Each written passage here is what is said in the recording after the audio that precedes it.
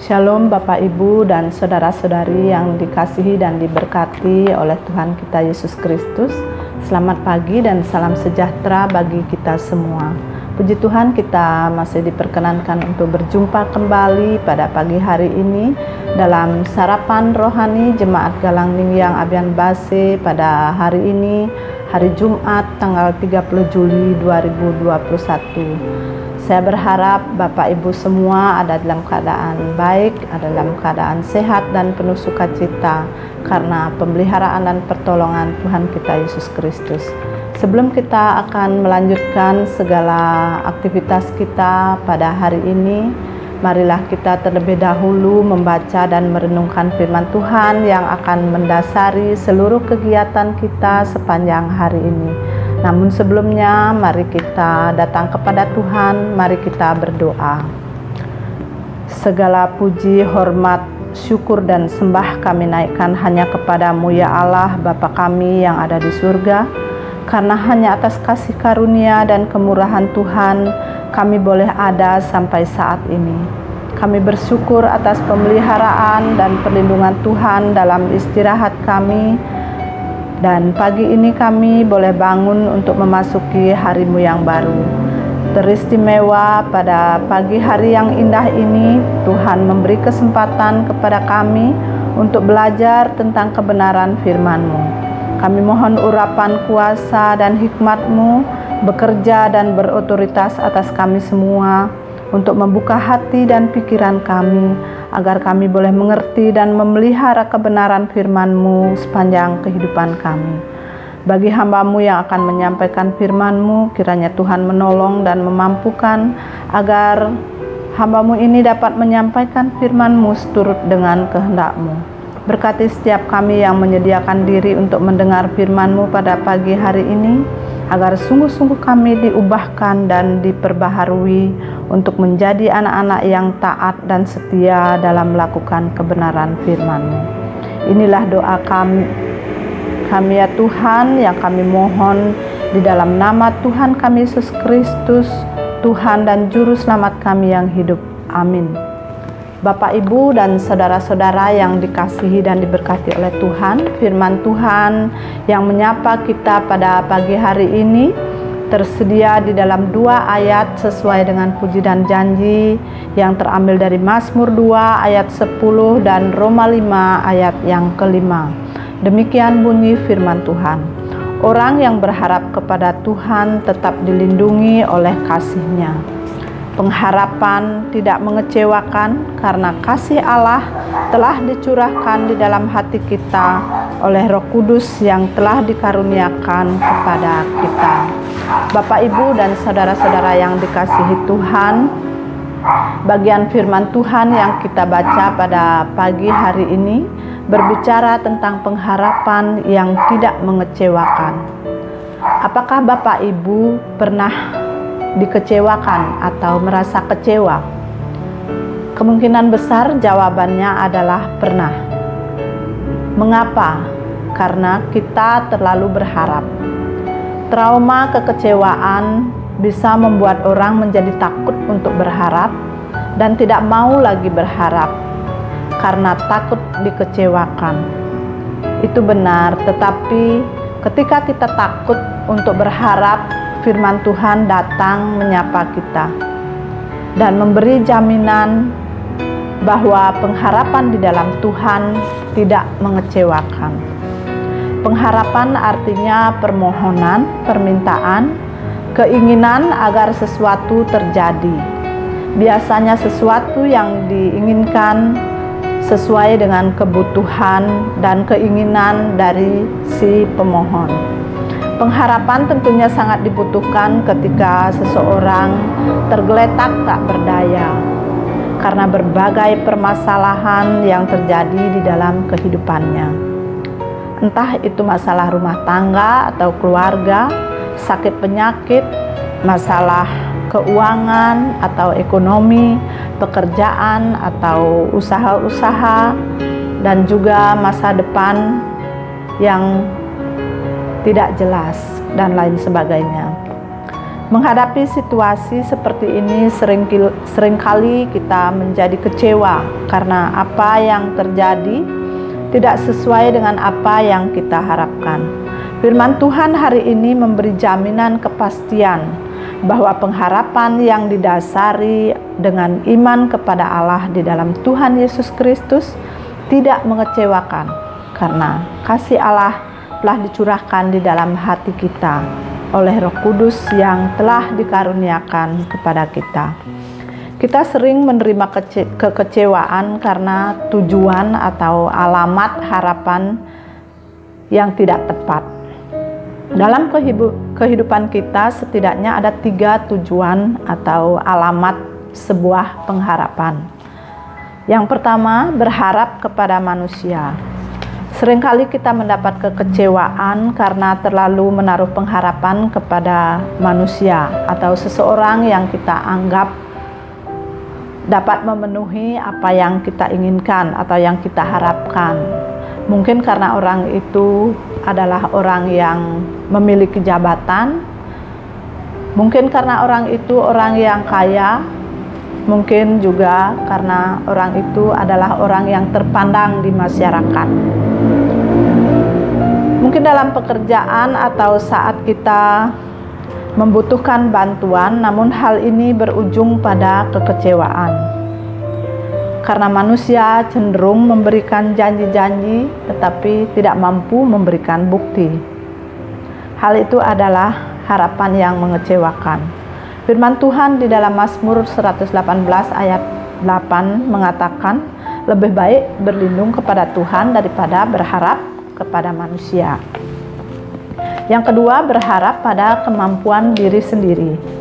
Harapan yang ditujukan pada kemampuan diri sendiri biasanya karena kita merasa atau kita terlalu percaya diri, atau kita terlalu pede bahwa kita sanggup untuk melakukan sesuatu tugas. Ketika kita tidak mampu dan gagal melaksanakan tugas atau harapan kita, hal ini akan mendatangkan kekecewaan yang begitu besar. Kecewa pada diri sendiri. Artinya jika berharap pada diri sendiri, kita sudah seharusnya siap untuk menerima risiko kekecewaan. Kedua alamat tadi bisa mengakibatkan kekecewaan yang berakhir pada hilangnya pengharapan. Karena semakin besar kita berharap, maka kemungkinan kekecewaan yang terjadi juga akan semakin besar jika tujuan dan alamat harapan kita itu tidak tepat. Ketiga, pengharapan atau berharap kepada pertolongan Tuhan. Tujuan pengharapan ketiga adalah pengharapan yang tidak mengecewakan. Pernahkah Bapak Ibu kecewa saat berharap kepada Tuhan? Jika kita pernah berkata bahwa Tuhan tidak mengabulkan doa saya, itu artinya kita belum berharap dan berserah penuh kepada Tuhan. Ketika kita berharap kepada Tuhan, maka kita tahu bahwa Allah turut bekerja di dalam segala sesuatu untuk mendatangkan kebaikan bagi orang-orang yang mengasihi Dia dan bagi orang-orang yang terpanggil sesuai dengan rencananya. Sehingga apapun jawabannya, apapun jawaban doa yang kita terima, semuanya adalah dalam kerangka kehendak dan rencana Tuhan untuk sebuah rancangan yang indah yang Tuhan sediakan bagi kita pada waktu Tuhan.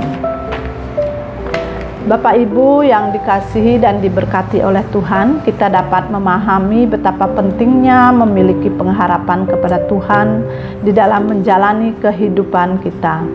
Terlebih bagi kita yang percaya kepada Allah di dalam Tuhan Yesus Kristus, dengan iman dan percaya kita akan memiliki pengharapan.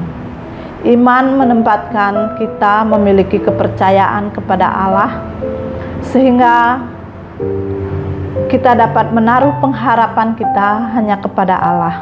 Pengharapan adalah sikap orang percaya yang sungguh-sungguh mengenal Allah. Pengharapan kepada Allah perlu kita pelihara agar terus bertumbuh dengan tetap berdoa, membaca dan merenungkan firman Tuhan dan beribadah kepada Allah. Dengan demikian kita dapat hidup terus di dalam pengharapan kepada Tuhan. Hidup dalam pengharapan adalah hidup yang didasari pada anugerah keselamatan Allah di dalam diri Tuhan kita Yesus Kristus. Karena di dalam dirinya adalah pengharapan kehidupan yang mengakui bahwa Allah adalah penguasa hidup dan kehidupan manusia. Allah adalah penguasa dunia ini. Karena itu manusia perlu ikut serta menjaga, memelihara, dan merawat dunia ini sebagai wujud kasih kepada Kristus. Wujud syukur kita kepada Allah yang telah mengaruniakan keselamatan itu kepada kita. Allah bukanlah pencipta kejahatan dan penderitaan manusia, karena kejahatan bertentangan dengan sifat Allah. Dengan mengimani bahwa Allah menaruh perhatian secara pribadi kepada orang-orang pilihannya, maka akan tumbuh pengharapan yang memberi sukacita di dalam hidup orang percaya, karena keyakinan bahwa Allah memimpin dan menyertai orang-orang yang dipilihnya. Kalaupun terjadi hal-hal yang mungkin tidak menyenangkan, harus kita imani bahwa segala sesuatu yang terjadi di dalam hidup kita adalah dalam kerangka kehendak dan rencana serta pimpinan Allah bagi kita sekalian. Hidup yang berpengharapan harus selalu berpikir dan bertindak atas dasar bahwa bersama Tuhan ada jalan keluar. Sesulit apapun persoalannya, jalan keluar selalu Tuhan sediakan bagi kita. Sebab kesulitan bukanlah akhir dari segala sesuatu. Hidup yang berpengharapan harus memiliki ketekunan, harus memiliki daya juang yang tinggi, yang merupakan syarat untuk kita bisa memiliki pengharapan yang berkemenangan di dalam Tuhan. Hidup yang berpengharapan harus sanggup menghadapi segala tantangan kehidupan yang ada. Dengan pengharapan bahwa di balik sebuah tantangan dan penderitaan ada makna dan hasil yang kita dapatkan. Terlebih lagi Tuhan sendiri menjamin bahwa pengharapan di dalam Tuhan tidak pernah mengecewakan. Hidup yang berpengharapan harus berserah kepada kehendak Tuhan dengan keyakinan bahwa Allah turut bekerja dalam segala sesuatu untuk mendatangkan kebaikan bagi orang-orang yang mengasihi Dia dan yang terpanggil sesuai dengan rencananya. Sebagaimana firman Tuhan di dalam Roma 8 ayat yang ke-28.